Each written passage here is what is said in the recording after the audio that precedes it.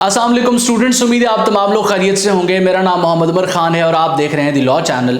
इस चैनल पर गुफ्तगू करते हैं हम लॉ लैट, लॉ गैट और LLB 4 ईयर्स के हवाले से। तो अगर आप नए कैंडिडेट हैं, नए स्टूडेंट हैं, इस चैनल पर पहली बार तशरीफ लाएं तो इस चैनल को जरूर सब्सक्राइब कीजिए ताकि इस तरह की मजीद अपडेटेड और लेटेस्ट वीडियोज़ हम आप तमाम कैंडिडेट्स की खदमत में बर वक्त शेयर कर सकें।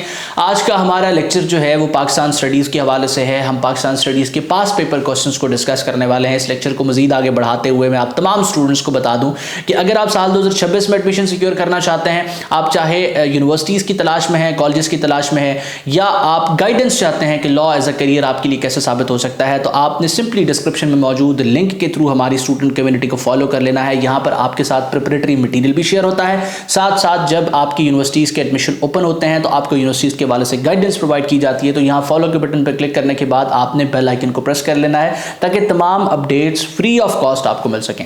लेक्चर को मजीद आगे बढ़ाते हुए अगर आप MCQs के लिए जो है वो किसी रिसोर्स की तलाश में है तो आप इस वेबसाइट पर रिलाई कर सकते हैं। इसको सिंपली आप जाके गूगल पे सर्च करेंगे, आपको जो है वो ये वेबसाइट मिल जाएगी। नेक्स्ट हम अपने क्वेश्चंस की तरफ बढ़ते हैं जिसके लिए आपने ये लेक्चर ओपन किया है और जिसके लिए आप जो है वो यहाँ पर आए हैं। पहला क्वेश्चन इस वक्त आप अपनी स्क्रीन पर देख सकते हैं और सवाल किया जा रहा है इंडियन नेशनल कांग्रेस से। इंडियन नेशनल कांग्रेस जो है बरसगीर पाक व हिंद में एक ऐसी पॉलिटिकल पार्टी थी जो सबसे पहले वजूद में आई, जिन्होंने वहाँ के जो रेजिडेंट्स हैं, सिटीजन्स हैं, उनके राइट्स को प्रोटेक्ट करने की आवाज़ जो है वो उठाई। तो ये बाद में जाके हिंदुओं की एक जमात बन गई। तो ये इसके फाउंडर, इंडियन नेशनल कांग्रेस के फाउंडर कौन थे, ये आपने ऑप्शंस को रीड आउट करने के बाद जो है वो हाईलाइट करना है। अगर आपने ऑप्शंस को रीड आउट करने के बाद इंडियन नेशनल कांग्रेस के जो फाउंडर हैं वो Allan Octavian Hume option A को मार्क किया है तो आपका जवाब जो है वो बिल्कुल दुरुस्त है। अब बाज़ दफ़ा इनका पूरा नाम भी पूछा जाता है और बाज़ दफ़ा इस तरीके से आपको ऑप्शन नज़र आएगा AO.HUME। तो AO ह्यूम जो है इसका दुरुस्त जवाब है। अब इसके फाउंडिंग ईयर के हवाले से भी पूछा जाता है कि ये कब इस्टेब्लिश हुई थी। तो ये 1885 में इस्टेब्लिश हुई थी और 1885 में ये बॉम्बे के शहर में इस्टेब्लिश हुई थी। और एक और सवाल पूछा जाता है कि कायद-ए-आज़म मोहम्मद अली जिन्ना ने इंडियन नेशनल कांग्रेस को कब ज्वाइन किया था। तो इन्होंने 1906 में ज्वाइन किया था। और Quaid-e-Azam Mohammad Ali Jinnah Indian National Congress के मेंबर कब तक रहे थे, ये 1920 तक रहे थे। और इसी दौरानिया में कायद-ए-आज़म मोहम्मद अली जिन्ना ने मुस्लिम लीग को कब ज्वाइन किया था, 1913 में ज्वाइन किया था। और मुस्लिम लीग का क़याम कब होता है, तो मुस्लिम लीग का क़याम होता है 1906 में। इसका मतलब ये कि मुस्लिम लीग को कायद-ए-आज़म ने अगर 1913 में ज्वाइन किया है तो उस वक्त तो ये इंडियन नेशनल कांग्रेस के मेंबर भी थे। जी हाँ, ये हिंदू और मुस्लिम यूनिटी के एक एम्बेसडर थे। ये चाहते थे कि यहाँ के जो रेजिडेंट्स हैं वो एक साथ चलें, लेकिन हिंदुओं के रवैये ने इनको मजबूर कर दिया कि 1920 में इन्होंने इंडियन नेशनल कांग्रेस को छोड़ दिया, खैर बात कह दिया और फिर जो है वो मुस्लिम लीग के साथ ये मुकम्मल तौर पर चले। उसके बाद नेक्स्ट क्वेश्चन आप अपनी स्क्रीन पर देख सकते हैं कि in which year was the Mohammedan Anglo Oriental High School established.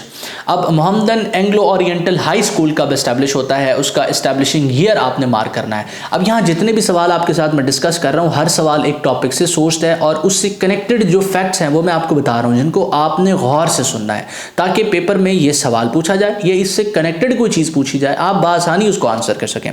तो अब MAO हाई स्कूल कब एस्टैब्लिश होता है, ये 1875 में एस्टैब्लिश होता है। ऑप्शन सी इसका दुरुस्त जवाब है। मेरे आंसर मार्क करने से पहले आपने अपने पास आंसर मार्क करना है। At the end of the lecture आपने देखना है आपका कितना स्कोर है।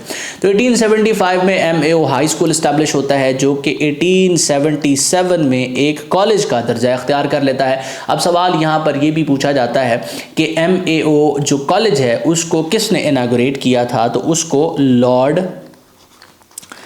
लिटन ने जो है वो इनागोरेट किया था। डबल टी आएगा। लॉर्ड लिटन ने जो है वो इनागोरेट किया था। और MAO कॉलेज जो है वो यूनिवर्सिटी का दर्जा कब इख्तियार करता है, तो वो यूनिवर्सिटी का दर्जा इख्तियार करता है 1920 में। और वो यूनिवर्सिटी कौन सी होती है जी, अलीगढ़ मुस्लिम यूनिवर्सिटी AMU, जो कि अभी तक मौजूद है, आप उसको जाके सर्च भी कर सकते हैं।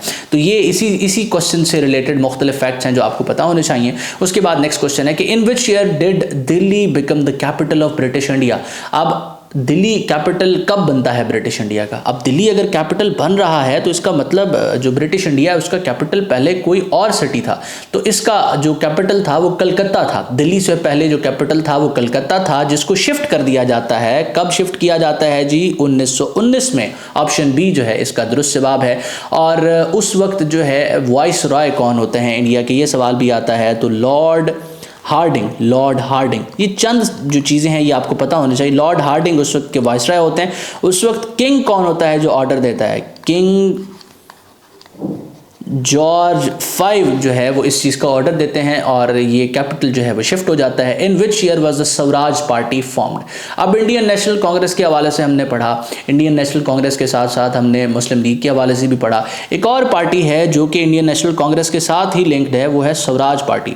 स्वराज पार्टी बेसिकली बनाई जाती है इंडियन नेशनल कांग्रेस के लीडर्स की तरफ से जब उनका एक डिसएग्रीमेंट हो जाता है महात्मा गांधी के साथ। तो जब वो डिसएग्रीमेंट होता है तो वो अपनी पॉलिटिकल पार्टी बना लेते हैं और वो कब बनाते हैं, वो 1923 में बनाते हैं और ये पॉलिटिकल पार्टी 1923 से लेके 1935 तक चलती है। 1935 में दोबारा से ये इंडियन नेशनल कांग्रेस में मर्ज हो जाती है और ये अपने ऑपरेशंस को सीज कर देती है, खत्म हो जाती है। इसके फाउंडिंग मेंबर्स में एक मशहूर नाम है मोतीलाल नेहरू का। मोतीलाल नेहरू जो है वो जवाहरलाल नेहरू के वालिद हैं और जो नेहरू रिपोर्ट है वो मोतीलाल नेहरू की तरफ से दी गई। नेक्स्ट हम चलते हैं। अच्छा, अगर आप तमाम स्टूडेंट्स चाहते हैं कि इसी तरह के आपको जो क्वेश्चंस हैं वो प्रोवाइड किए जाएं, आप कॉम्प्रिहेंसिव तरीके से लॉ एडमिशन टेस्ट को प्रिपेयर करें, तो आप हमारा प्रिपरेटरी बैच ज्वाइन कर सकते हैं। इसमें आपको कॉम्प्रिहेंसिव वीडियो लेक्चर्स प्रोवाइड किए जाते हैं, आपके टेस्ट कंडक्ट किए जाते हैं, आपको नोट्स दिए जाते हैं और सबसे बड़ी बात कि आपके मोबाइल फ़ोन में आपके पास एक टीचर अवेलेबल होता है जो व्हाट्सएप पे आपके साथ इन टच रहता है। आप जब भी पढ़ने बैठे हैं, आपको कुछ चीज़ कन्फ्यूज करे, कुछ चीज़ समझ ना आए, तो हमारा टीचर आपके लिए व्हाट्सएप पर इंस्टेंटली अवेलेबल होता है। आप उनसे डिस्कस कर सकते हैं, उनसे शेयर कर सकते हैं, अपने एसेज और पर्सनल स्टेटमेंट को चेक करवा सकते हैं, उसको इवैल्यूएट करवा सकते हैं। और अगर आप किसी किताब पर रिलाई करना चाहते हैं तो आप एलिमेंट्स ऑफ लैट पर रिलाई कर सकते हैं। एलिमेंट्स ऑफ लैट का 11th एडिशन आप करीब 3 बुक स्टोर से खरीद सकते हैं, या अगर आपको बुक स्टोर से नहीं मिलता तो इस नंबर पर एक व्हाट्सएप मैसेज कर दीजिए, आपको ये फ्री डिलीवरी के साथ घर पर डिलीवर कर दिया जाएगा, आपके एड्रेस पर डिलीवर कर दिया जाएगा। और अगर आप पास्ट पेपर्स देखना चाहते हैं तो पास्ट पेपर कंपेंडियम भी आप स्टोर से खरीद सकते हैं। और याद रहे, जब भी आपने इन दोनों में से कोई एक रिसोर्स खरीदना है तो इनकी पिक्चर दिखानी है और कंफर्मेशन के बाद ही उसको जो है वो परचेज करना है। उसके बाद नेक्स्ट क्वेश्चन आप अपनी स्क्रीन पर देख सकते हैं कि in which year was the title of governor general change to viceroy in British India.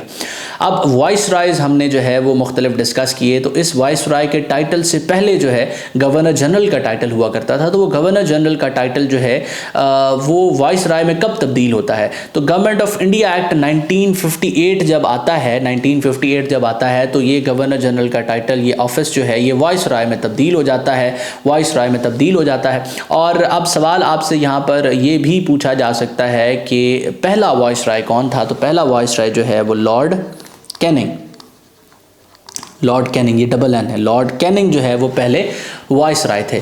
और आखिरी वाइसराय कौन थे, लॉर्ड माउंटबेटन जो है वो आखिरी वाइसराय थे। उसके बाद नेक्स्ट क्वेश्चन आप अपनी स्क्रीन पर देख सकते हैं, the office of governor general of India was created under which act. अब यहाँ सवाल पूछा जा रहा है कि हमने ये तो डिस्कस किया कि गवर्नर जनरल का ऑफिस वाइसराय में कब तब्दील हुआ, अब पूछा जा रहा है कि गवर्नर जनरल का जो ऑफिस है वो कब इस्टेब्लिश हुआ। वाइसराय का ऑफिस तो 1858 में इस्टेब्लिश हो गया, 1858 में इस्टेब्लिश हो गया। तो गवर्नर जनरल का ऑफिस कब इस्टेब्लिश हुआ था, तो गवर्नर जनरल का office the charter act 1833 option C इसका दुरुस्त जवाब है, 1833 में जो है वो ये इस्टेब्लिश हुआ था। उसके बाद नेक्स्ट क्वेश्चन आप अपनी स्क्रीन पर देख सकते हैं, the first railway in India was introduced during the governor generalship of. तो फर्स्ट रेलवे जो है लॉर्ड डेलहाउजी की जो गवर्नर जनरलशिप है उसके अंदर इस्टेब्लिश होता है, ऑप्शन ए इसका दुरुस्त जवाब है। The Simon commission was primarily concerned with. अब साइमन कमीशन जो है 1927 में आता है, इसका मेन पर्पस क्या था, ये किसके लिए आया था, ये क्यों बनाया गया था, तो ये बेसिकली कॉन्स्टिट्यूशनल रिफॉर्म सजेस्ट करने के लिए बनाया गया था। बरसगीर पाक व हिंद में गवर्नमेंट ऑफ इंडिया एक्ट 1919 जब नाफिज किया गया तो बताया गया कि अगले 10 सालों के अंदर एक नया कॉन्स्टिट्यूशन आने वाला है और जब वो नया आइन बनाया जाएगा तो यहाँ के रेजिडेंट सिटीजन्स, पॉलिटिकल एक्टिविस्ट को उसके अंदर इन्वॉल्व किया जाएगा ताकि यहाँ के लोगों की रजामंदी भी उस कानून में शामिल हो। जब 1927 में साइमन कमीशन बनाया गया, इसका काम था नया कॉन्स्टिट्यूशन जो है उसके हवाले से रिफॉर्म्स को सजेस्ट करना, लेकिन इसके अंदर किसी भी जो इंडियन नेशनल है या पॉलिटिकल एक्टिविस्ट है जो यहाँ का रेजिडेंट था बरसगीर पाक व हिंद का, उसको शामिल नहीं किया गया, जिसकी वजह से यहाँ के लोगों में और पॉलिटिकल एक्टिविस्ट में, पॉलिटिशियंस में एक जो है वो प्रोटेस्ट की लहर स्टार्ट हुई, जिसके नतीजे में ब्रिटिशर्स ने यहाँ के रेजिडेंट्स को कहा, यहाँ के पॉलिटिशियंस को कहा कि आप भी अपने कॉन्स्टिट्यूशनल डॉक्यूमेंट्स या रिफॉर्म्स सजेस्ट कीजिए, डॉक्यूमेंट्स लेके आइए, हम उसको भी कंसीडर करेंगे। तो उसी नतीजे में दिल्ली मुस्लिम प्रपोजल होता है 1927 में और उसके बाद नेहरू रिपोर्ट आती है 1928 में और उसके बाद जना के 14 निकात आते हैं 1929 में, और उसके बाद राउंड टेबल कॉन्फ्रेंसेज होती हैं 1, 2 और 3, 3 राउंड टेबल कॉन्फ्रेंसेज होती हैं। अब जब भी नेहरू रिपोर्ट के बारे में आप पढ़ेंगे तो आपको पता होगा कि ये एक ऐसा डॉक्यूमेंट था जो बेसिकली कॉन्स्टिट्यूशनल रिफॉर्म सजेस्ट कर रहा था, और ये किसके पर्सपेक्टिव से कर रहा था? ये इंडियन नेशनल कांग्रेस के पर्सपेक्टिव से कर रहा था। 1929 में जना के 14 निकात जो आए थे ये बेसिकली मुसलमानों के, मुस्लिम लीग के पर्सपेक्टिव से कॉन्स्टिट्यूशनल रिफॉर्म सजेस्ट कर रहे थे, और ये किसके जवाब में आए थे? ये बेसिकली साइमन कमीशन के जवाब में आए थे। तो इस तरीका कार से आपने एमसीक्यूज को प्रिपेयर करना है ताकि ये फैक्ट्स क्रैम करने की बजाय आपको याद रह जाए। उसके बाद नेक्स्ट क्वेश्चन आप अपनी स्क्रीन पर देख सकते हैं, all round table conferences were held in. अब हमने डिस्कस किया कि 3 राउंड टेबल कॉन्फ्रेंसेज हुई थी जिसकी बेसिस पे गवर्नमेंट ऑफ इंडिया एक्ट 1935 आया था। तो 1919 के कानून के बाद जो नया कानून आया था जिसकी बेसिस पे बरसगीर पाक व हिंद को चलाया गया, जिसको हम कॉन्स्टिट्यूशन कहते हैं, वो गवर्नमेंट ऑफ इंडिया एक्ट 1935 था। तो उससे पहले राउंड टेबल कॉन्फ्रेंसेज हुई थी। तो तीनों राउंड टेबल कॉन्फ्रेंसेज किस शहर में हुई थी? लंदन में हुई थी। ऑप्शन ए जो है इसका दुरुस्त जवाब है। In which year was Burma separated from British India? अब ब्रिटिश इंडिया का एक हिस्सा था बर्मा, और बर्मा सेपरेट होता है ब्रिटिश इंडिया से कब? 1937 में। अप्रैल 1 1937 को ये सेपरेट होता है, और ये किस कानून के नतीजे में सेपरेट होता है? जब गवर्नमेंट ऑफ इंडिया एक्ट 1935 आता है तो उसमें उसके नतीजे में बर्मा सेपरेट हो जाता है, और ये 1937 में सेपरेट होता है। फिर ये एक क्राउन कॉलोनी के तौर पे ब्रिटिश के अंडर जो है रहता है, और ये एक सेपरेट स्टेट के तौर पे, इंडिपेंडेंट स्टेट के तौर पे 1948 में जो है दुनिया के नक्शे पे आता है। उसके बाद नेक्स्ट आप देख सकते हैं कि Muhammad bin Qasim was the nephew of. Muhammad bin Qasim जो है हजाज बिन यूसुफ का नेफ्यू था। उसके बाद Makli Hill a historic graveyard is located in. अब मकली हिल जो है एक ग्रेवयार्ड है, ये दुनिया के बड़े ग्रेवयार्ड्स में आता है, और ये एक हिस्टोरिकल ग्रेवयार्ड है। ये कहाँ पर लोकेटेड है? अगर एग्जैक्ट सिटी की बात की जाए तो ये ठट्ठा में लोकेटेड है, ऑप्शन सी इसका दुरुस्त जवाब है। और जब प्रोविंस की बात की जाएगी तो ये सिंध में लोकेटेड है। उसके बाद नेक्स्ट क्वेश्चन आप देख सकते हैं, the grand trunk road was constructed by. GT road किसकी तरफ से कंस्ट्रक्ट की गई थी? शेर शाह सूरी की तरफ से कंस्ट्रक्ट की गई थी। ये सवाल अक्सर आपसे पूछा जाएगा। और ग्रैंड ट्रंक रोड के अलावा शेर शाह सूरी के और कौन सी कंस्ट्रक्शंस हैं जो उनको हम डिस्कस कर चुके हैं? रोहतास फोर्ट को, रोहतास फोर्ट जो कि जेहलम में है या दिना सिटी में है, तो उसको जो है वो शेर शाह सूरी ने कंस्ट्रक्ट करवाया है। 1 unit act was passed by which assembly? अब आपने अक्सर सुना होगा 1 यूनिट एक्ट। ये 1 यूनिट एक्ट था क्या? जब बरसगीर पाक व हिंद से मुसलमानों ने आज़ादी हासिल की तो ईस्ट और वेस्ट पाकिस्तान के तौर पे आज़ादी हासिल की। वेस्ट पाकिस्तान मौजूदा पाकिस्तान है और ईस्ट पाकिस्तान मौजूदा बांग्लादेश है। तो ईस्ट पाकिस्तान एक सूबा था और वेस्ट पाकिस्तान के 4 सूबे थे, यानी कि मौजूदा पाकिस्तान के 4 सूबे थे। तो जो वेस्ट पाकिस्तान है, मौजूदा पाकिस्तान है, ये आबादी के लिहाज से उस वक्त के ईस्ट पाकिस्तान से जो मौजूदा बांग्लादेश है कम था। पाकिस्तान की यानी कि वेस्ट पाकिस्तान की आबादी 45% थी और ईस्ट पाकिस्तान यानी कि जो अब बांग्लादेश है उसकी आबादी 55% थी। अब 45% आबादी में वैसे ही ये कम थे और मज़ीद इनके 4 सूबे भी थे, तो ये अकलियत बन जाते थे। तो इन्होंने अपने आप का जो स्टेटस है वो तब्दील करने के लिए चारों प्रोविंसेस को ख़त्म कर दिया और एक 1 यूनिट जो है वो स्कीम प्रपोज की। मोहम्मद अली बोगरा साहब उस वक्त प्राइम मिनिस्टर थे जिनकी तरफ से ये जो है वो बिल प्रपोज किया गया और 1955 में इसका नफाज हो गया। ये डेट आपने याद रखनी है। अब सवाल पूछा जा रहा है कि 1 यूनिट जो है ये एक्ट किस असेंबली की तरफ से पास किया गया, तो सेकंड कॉन्स्टिट्यूएंट असेंबली की तरफ से पास किया गया था। ऑप्शन बी इसका दुरुस्त जवाब है। उसके बाद in which year was Rowlatt Act passed. अब रोवाल्ट एक्ट एक ऐसा कानून था जो बरसगीर पाक व हिंद में जो पॉलिटिकल एक्टिविस्ट थे, जो पॉलिटिशियंस थे, उनकी एक्टिविटीज़ को रोकने के लिए जो है वो दिया गया था। ये 1919 में आया था। इसमें मुख्तलिफ किस्म के गैर इंसानी प्रोविजंस थी, जैसे कि किसी भी इंसान को आप डिटेन कर सकते हैं अगर आप उसको सस्पेक्ट करते हैं कि ये यहाँ पीस ख़राब कर रहा है, और 2 साल तक बगैर ट्रायल के, बगैर फेयर ट्रायल का ऑप्शन दिए आप उसको डिटेन कर सकते हैं, नज़रबंद कर सकते हैं। तो इसके खिलाफ भी प्रोटेस्ट हुआ था। रोवाल्ट बेसिकली कौन था ये आपने सर्च करना है, जिसकी बेसिस पे ये रोवाल्ट एक्ट आता है और कमेंट सेक्शन में मुझे बताना है। नेक्स्ट आप देख सकते हैं what was the original name of Lal Shahbaz Qalandar. तो लाल शहबाज कलंदर हज़रत उस्मान मरवंदी जो है इनको कहा जाता है। इनका ओरिजिनल नेम जो है हज़रत उस्मान मरवंदी और इनकी जो श्राइन है वो सेवन शरीफ में है। उसके बाद नेक्स्ट क्वेश्चन आप देख सकते हैं Khyber Pass is situated in which mountain range. Khyber Pass जो है किस माउंटेन रेंज में सिचुएटेड है। खैबर पास पाकिस्तान और अफगानिस्तान को कनेक्ट करता है और माउंटेन रेंज के हवाले से जब बात की जाए तो ये कोह सफ़ेद में लोकेटेड है। ऑप्शन डी इसका दुरुस्त जवाब है। द अमीर बादशाह dam is being constructed on which river. The अमीर बादशाह डैम जो है इंडस रिवर पर कंस्ट्रक्ट हो रहा है। ऑप्शन सी जो है इसका दुरुस्त जवाब है। उसके बाद Bolan Pass is situated in which mountain range. Bolan Pass जो है ये basically Toba Kakar range of Balochistan में सिचुएटेड है। The picture on the back side of Pakistani 5000 rupees note feature teachers. तो पाकिस्तान जो बेसिकली 5,000 रुपये का नोट है, उसकी बैक साइड पर फैसल मस्जिद की तस्वीर जो है आपको नज़र आती है। ऑप्शन ए उसका दुरुस्त जवाब है।